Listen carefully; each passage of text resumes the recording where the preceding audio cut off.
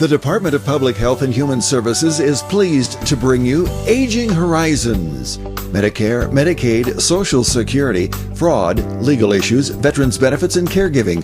Aging Horizons is a program dedicated to inform and prepare Montanans on these timely issues, making a difference to you and your loved ones. Here now is today's program host. Welcome to Aging Horizons. We're coming to you from the 54th Annual Governor's Conference on Aging here in Great Falls, where we have the opportunity to get some excellent presenters. We'll be talking with a representative from AARP who's going to be talking about brain health. We'll be talking about Social Security. When are you eligible? What's happening with it? We'll talk about home and community-based services as well as a possible caregiver tax credit. So stay tuned. A decade of Montana fourth graders on Energy Share. Not having enough heat in the winter can feel like you're at the mercy of the elements. Energy Share will help keep your family safe and warm even in the coldest weather. Montanans are always ready to lend a hand for our neighbors. No one deserves to be cold in the winter. Like Kaylin Perkins says, Energy Share is like love filling the air. Energy Share is not a government program. It's neighbors helping neighbors who face energy emergencies the Montana way. Call or visit our website today. No fear, Energy Share is here. This is Bill. He just received his new Medicare card and is following some simple rules to protect himself from fraud. He knows to never give out his Medicare, Social Security, or bank number over the phone. And this is Nancy. She knows that to detect any problems, she always reads her Medicare summary notice or Medicare Advantage EOB to make sure the billing is correct. Both Bill and Nancy know that anything suspicious can be reported to Montana SMP at 1-800-551-3191. Here in Montana, we love our outdoor activities. Unfortunately, few of them are risk-free. Indeed, Montana is second in the nation per capita in head injuries that can destroy the lives of people we love. That's why you should insist your family always wear protective helmets. But you can do even more. When you fill out your vehicle registration this year, circle the Y and donate $1 to support traumatic brain injury prevention and education. Now that's using the old noggin. Providing long-term care for someone in need is a labor of love, but it is a labor. Time apart is healthy and necessary both for the caregiver and the person receiving care. It allows each a respite, time to relax and recharge. If you're a long-term caregiver, visit the new Lifespan Respite website. Financial assistance may be available. Respite for caregivers. It's okay to need it. It's okay to want it.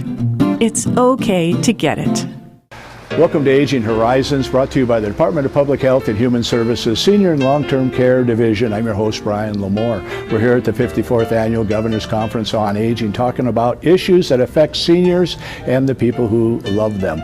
Joining us today is Mike Batista. You're the AARP government representative? Government Affairs representative. Yeah, welcome to the show. Start at the top here. Thank you. And, you know, everybody's talking about Social Security, and there's a lot of ideas and thoughts going around about them. Can you clarify some of them? Yeah, so Brian, thank you for having me. So we are here today presenting, or actually we presented yesterday, a little bit about Social Security. And really what it is to raise awareness about the importance of this issue. Anybody that watches TV, reads the news, knows that in 2034, there is that expectation that Social Security is going to be short of the money needed to fully fund benefits. And so we're having a discussion trying to get people engaged in the issue, understand why the shortfall occurred, trying to educate them about Social Security, how to apply for it, how to collect your benefits, how to reach out to congressional people and talk to them about what Social Security means to them and their families. Mm-hmm. So we're trying to cover all the bases and get people excited about reaching out, being involved actively in the state, but also on a federal level about Social Security and being able to fully fund Social Security. Mm-hmm. And you know, you mentioned advocacy, and we need people to contact their congressional people, let their opinion be known, whether you're pro, against, whatever your thoughts Sure. are, because you know you're with AARP, but you're effective, but we need the people. Yeah, we really do, and we need the personal stories. Mm-hmm. I mean, you know, I think there's like 20% of Montanans rely on Social Security for 90% of their income. Yeah. And another 50% almost rely on Social Security for half of their income. Yeah. So it's an important issue. And the other thing I would say that Social Security really helps the economy. People spend money, they do work. The longevity economy in Montana, and by longevity economy I mean, what seniors contribute to the economy is unbelievable. It's 50 plus population spends more money contributing to the economy than any other age group. So it's important that not only the benefits are kept for them to cover their household expenses, but it's also an investment in Montana. In Montana, and all the small businesses that are dependent upon people spending the money to get to them. And but we talk about the solvency of it, and it's 10 years away. There's probably a lot of time in between now and then that we can figure things out. But the sooner we figure them out, the better. But basically, we need more income. Do we need to cut benefits? Yeah. So there are a number of discussions, and for AARP's part, we're hopeful, and we'll do everything we can to sort of bridge the gap between these communications, because right now most of the communications that are occurring in Washington, D.C. have not been serious conversations about how to address the problem. And you hear a lot of things. I mean, are benefits going to be cut? Are taxes going to be raised? Is the full retirement age going to be increased? So there are a lot of discussions about those particular issues. Our interest is making sure that it is fully funded, that it's available for people not only today but generations that are coming up, because it's the one sort of retirement fund that people can count on. It's stable, it's always there, and that makes adjustments for inflation. It doesn't always necessarily cover inflation, but there is a cost of living adjustment that is very critical for keeping up with at least some of the inflation that is occurring. Some things that I've heard on Facebook and other places is that we have a refugee issue, and they say, well, they can get Social Security as soon as they come over the border. Is that true? Yeah, no, it's not true. And one of the qualifications for receiving Social Security is you have to have worked 10 years. That's sort of the minimum, or 40 quarters. Yes. And so that is not true. The people that receive Social Security benefits, the majority of them are retirees, but there are also people with disability that receive Social Security benefits, and there are surviving spouses and children of somebody who has passed away that are also receiving benefits. And that actually accounts for about a quarter of the population in Montana. It's almost about 250,000 people that receive Social Security benefits in Montana, and sort of that breakdown of those three different groups that I mentioned. Right. It's about 25% of Montanans, and I know one time a couple died in a motorcycle accident, and they had 3 kids, and Social Security's there for them. I think a lot of people don't understand or know about that benefit. Yeah. I mean, Social Security provides a safety benefit for everybody. People that are retired, people with disabilities, and as you mentioned, people that are survivors of a parent or a loved one who has passed away. So it's incredibly important. The program has been around for a long time. It was started with President Roosevelt. Yes. And there has been times in the history of the United States where there has been a shortfall in Social Security money. I think in the early 1983 or 84, President Reagan and then Speaker of the House Tip O'Neill got together and addressed that shortfall. Yeah. They were hoping that it would the adjustments that were made, the fixes that were made at that time, would last longer than it has lasted. But we're at that crossroads again, and something has to be done. Well, it's been quite a while that it has been working, and that it needed a fix, and it needs another one. But there are a lot of options on the table, right? There are options on the table. So sometimes if you go to the Social Security website, so they have a list of some of the proposals that the actuarial people are working on, yes, trying to understand what the math looks like on a variety of proposals. Yeah. And there's a significant number of them. It's just a matter of having, a very thoughtful discussion about this issue. We need more than just sound bites about Social Security. We need a very thoughtful discussion, because it's important to too many people in the United States and here in Montana. And AARP is here to help you define what those issues are, and then you as an individual should be advocating with the decision makers, your congressional individuals, as to what you would see would be best in the future for Social Security and Montanans. Got a lot more interviews coming up. Stay tuned. Every 65 seconds, someone is affected with Alzheimer's or other dementias. Many become isolated at a time when help is most needed. If you or someone you love is affected, help is available, both for people with memory loss and their caregivers. Memory loss can feel frightening, but you are not alone. Call the free 24/7 Alzheimer's Association helpline, 800-272-3900, for guidance and support. Elder abuse is a growing problem, and it's happening right here in our Montana communities. At least 1 in 10 older adults are victims of physical or emotional abuse, financial exploitation, or neglect. To get help or report elder abuse, call your local area agency on aging or Adult Protective Services at 1-844-277-9300. Today, class, we'll be discussing the term ombudsman, a word we borrowed from the Swedes and never gave back. Say you're a resident or you have a loved one in long-term care. Now, what do you do if you're not happy with the care and services you receive? You call your long-term care ombudsman, of course. Your ombudsman is available to support you and your rights. An advocate on your behalf could be the ticket. This is your home. If you have questions, the numbers right there below me have all the answers. Class dismissed. I was angry and upset when the doctor told me I have diabetes. I just didn't want to deal with it, the needles and the diet restrictions. But after I started to learn about it, those feelings changed. I was at risk for a heart attack caused by high blood sugar. That got my attention. I started watching my diet and making sure I got enough exercise every day. I want to be around for my grandkids, and now that I know what to do, it seems like a small price to pay. Ask your doctor about diabetes education or visit montana211.org. Welcome back to Aging Horizons. I'm your host, Brian Lamore, and we're at the Governor's Conference on Aging here in Great Falls with Mike Batista. You're the Director of Government Affairs with AARP, and in the last legislative session, there was a number of issues with nursing homes, and to generalize, that's an important health care resource for seniors. What were those issues? Yeah, so the legislature came together to address concerns about nursing home, and the concerns started when a number of nursing homes in the state in a variety of locations closed. And a lot of those closures were the result of just sort of funding. Nursing homes are funded by Medicaid, and the rate that nursing homes received for many years has been too low.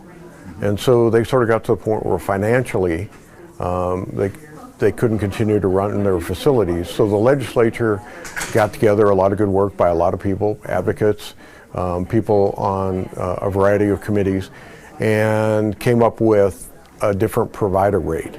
And so the Department of Health and Human Services got out front of the issue prior to this session. They had an independent organization, a consulting organization, do some research on what would be a good provider rate for nursing homes in Montana. And so they used a lot of that data to come up with sort of what became the final outcome, and that is a pretty significant increase in the provider rate, which enable more nursing homes to stay open, to continue to keep their doors open and pay their employees. So it was a really positive thing that was done there in the legislature. Yeah. So I imagine, we're saying the Medicaid rate was too low, and individuals going into a nursing home, they probably had too many people at a low rate, so they couldn't survive. Yeah. So they adjusted the rate on that. They did. So they adjusted the rate, and I think it's a good rate. It's something that year in and year out you got to continue to look at it, because like any other business, inflation has an impact. Soaring costs, retaining and recruiting people at a livable wage are important, and so I think that's what the rate increase helped.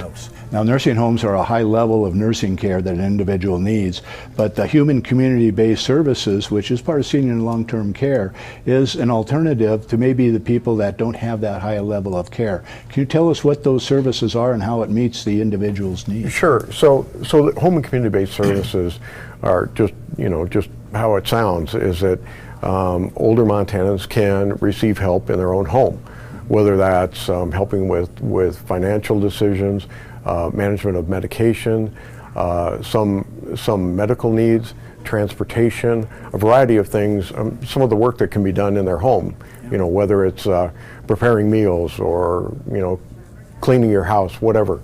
Some of those things that enable an older Montanan to stay in their home. Because you're right, many people are not at a position where they need to go into a nursing home. They just need a little bit of help. And so our priority has been for the past couple sessions, and we've had a lot of discussions with the department about this, is that how do we get to the point where we're investing more in home and community-based services? Because when you look at the amount of Medicaid money that's going to nursing home accounts to maybe 10% of the older population. But right now, they receive roughly 90% of the Medicaid funding. And then so assisted living facilities receive a little bit of Medicaid money. Most of them are private pay. But it's home and community based where I see the future of Montana being able to help older Montanans stay in their home. And it's an important issue. Every time we survey our membership and the older population here in Montana, this jumps to the top of one of the most important issues that they have. I mean, everybody, I think, would prefer to stay in their home rather than some sort of institutional care, regardless of how nice the quality of the care is. Right. So the nursing homes are more, they have a 24-hour nursing staff, and the people have a level of medical care that is required by that. But the people in their homes, many times, there's just simple little things that might get them out of the home and into a nursing home. Yeah. So the idea is that by helping through home and community-based services, an individual stay in the home, they avoid the high nursing home costs. They do, and if they start to receive some of that care, that additional assistance early on, we really believe that some of the health outcomes are better. Yeah. That we'll sort of take this preventative approach to being able to have them in a nursing home later on where they have a more acute care and their needs are much greater. So it's something that we continue to work on, and quite frankly, sort of when you look at the populations, as I mentioned, with a smaller portion of older Montanans in nursing home or assisted living, and the majority trying to age at home, it's worth taking a look at the investment. It's worth taking a look at those dollars. Can they be repurposed? Can more of those dollars go to home and community-based services than what has in the past? And that's what we really believe. Yeah. There is a chance to sort of adjust that funding given the needs of older Montanans today. Yeah. And I think that the home and community-based services is kind of limited by their budget, by the number of people they can get in there. So I imagine AARP is working to increase the budget, or what we call slots. Yeah, and it is. There is a pretty significant waiting list usually for home and community-based services. So our hope is that repurpose some of that money that has gone to other areas, because there's a greater need for home and community-based services. And then the big question, I think, Brian, is the recruitment and retention of workers, not only in institutional care, but home and community-based. There are some states that pay family members to take care of their own family members. I mean, it's a big deal that, it's a lot of unpaid services provided by family members. And I get that family takes care of family, but in many cases it ends up being a half-time, full-time job, and people end up dropping out of the workforce. And no surprise to many, it ends up being the daughter of a loved one that drops out of the workforce to care for an older parent. Yeah, and then, an individual will take care of a loved one until they wind up in a hospital. We got a lot of great more information coming in our next segment. Stay tuned. I was outside working on some equipment, nothing too strenuous. I started sweating and feeling out of breath. When he felt pressure in his chest and aching in his arms, I knew we had to call 911. First responders were there before we knew it. 38 minutes later, the doctors had restored the blood flow to my heart. Now we know dialing 911 saved his life. Your life is on the line. This message sponsored by Mission Lifeline Montana. I take care of my wife at home. When I found out training was available, I said, sign me up. It's made a huge difference. When my husband was injured at work, it was life-altering. The classes taught me that it's okay to grieve, to ask for help, and to better cope as a caregiver. My dad lives 4 hours away, and the Powerful Tools classes taught me that it's okay to ask for help. I highly recommend them. To find out about this course for caregivers, go to powerfultoolsforcaregivers.org. It's amazing the difference a little training can make. Out here, we love our animals, from the wildlife to the livestock. Inside, it's the same. They're just like family. We keep them happy and healthy, most of the time. Secondhand smoke puts pets at risk for cancer, feline lymphoma, vomiting, increases the risk of tumors and lung cancer, even causes eye and skin disease. Secondhand smoke puts your pet's life at risk. Did you just text me? I didn't want to disturb you if you were sleeping. Sleeping? I'm sitting right next to you, silly. There you are. Hey, I found a couple of Medicare helping programs online that I think we ought to look into. It says if we qualify, we can get help paying for our prescription drugs.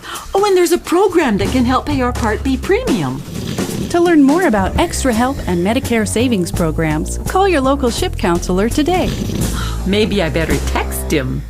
Welcome back to Aging Horizons. We're continuing our discussion about issues that affect Montana seniors with an AARP representative, Mike Batista. You're the head of government affairs. And let's talk about what's coming up as a caregiver tax credit. For our viewers, what is it and how does it help individuals taking care of loved ones? Yeah, you know, if you look at the work that's done by the legislature, you often hear about tax credits to certain individuals. I mean, there's veterans tax credit. There's a variety of other tax credits on people that are actually doing work, and it's significant work, and that a tax credit is something nice that can be provided. You know, a lot of states, because there are so many caregivers in Montana taking care of older Montanans, as you and I have talked about, it becomes a financial burden on them. They quite often use a lot of their own money to be able to provide those services. So we really feel, and other states have done it, that a caregiver tax credit would be beneficial for those family members, friends, loved ones that are taking care of an older parent. Give them a little bit of tax relief as a result of what they're doing. So, from a state perspective, they're actually, if you offer a tax credit, you're saving money on the front end as opposed to institutional care on the back end, if you want to recruit and retain good quality caregivers. So that's something that we're certainly taking a look at, and other states have enacted, and I think it's a good thing to do. Okay, how would they base that? How do you determine the amount of the credit for the individual who's giving care? Yeah, I think that is yet to be defined, okay. but I do think that, you know, you'd have to. I think one of the discussion points is at what stage are they considered a full-time caregiver? How many hours? How much of their own money is invested in the caregiving, and then sort of look at what seems to be fair in terms of a tax break for someone who has devoted so much time and effort to taking care of older Montanans. Protecting that generation. Yeah, and keeping them out of nursing homes and absolutely community-based services. You know, we were talking earlier about Social Security, and we missed a point about Montana taxing Social Security, and we're one of the few states that do that. Yeah, you know, it was interesting, Brian. Before the start of last session, there were 12 states that continued to tax Social Security. I mean, it's done at the federal level. That's what funds the program. But some states have included it in sort of their tax picture, and Montana is one of those. So we started the session, there were like 12 states that continue to tax Social Security. At the end of the session, 2 additional states were able to eliminate the state taxation. So I think right now we're sitting at, there's 10 states in the United States that continue to tax Social Security. Montana is one of them. But it's not for a lack of effort. We and others have been involved in this discussion for the past 2 sessions. We made a lot of progress this session. There were 2 bills, one by a Republican, one by a Democrat. Both of them gained some traction, but when they got to Appropriations Committee, that's where sort of the negotiation and the progress stopped.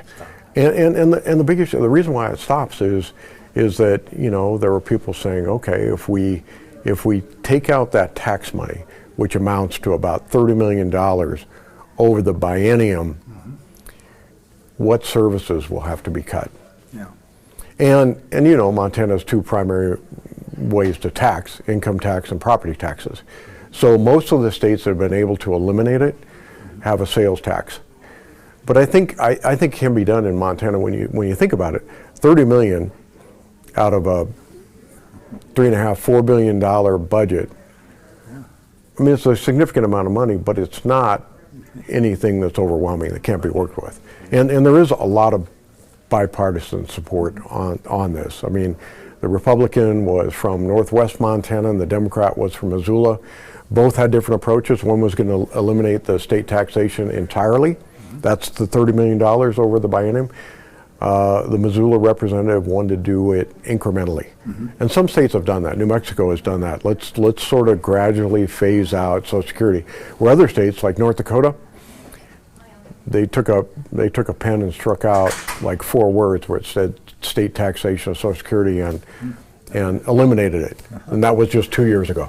Well, you know, we talk about 25% of our Montanans receive Social Security. Yeah. If they got rid of it, maybe they could spend more money and it would trickle down. Yeah, for sure. So we think it's a big issue. We're going to continue to push for it. Yeah, and let's touch briefly on brain health. AARP is promoting that. Yeah, you know, it's we've over the years had some involvement in brain health. You know, there are a lot of partners out there, a lot of good organizations. The Alzheimer's Association does a lot of good work.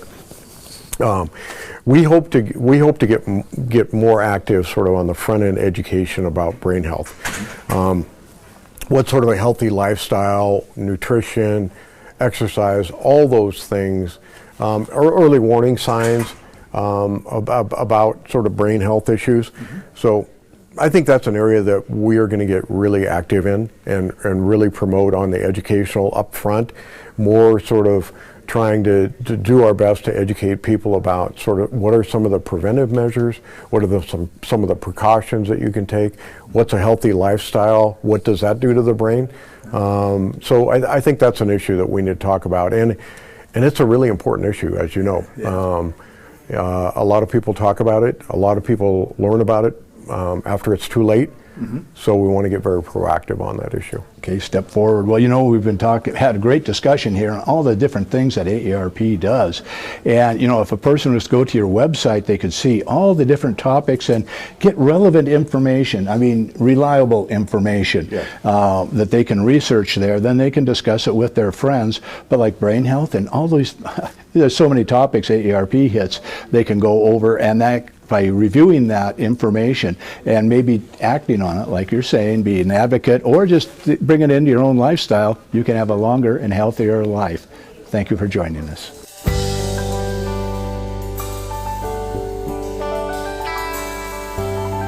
Special thanks to the Department of Public Health and Human Services for their continued support. Hosts on Aging Horizons are program specialists at the Montana Office on Aging. Production facilities provided by Video Express Productions. For more information about Aging Horizons, call the Department of Public Health and Human Services toll-free at 800-332-2272.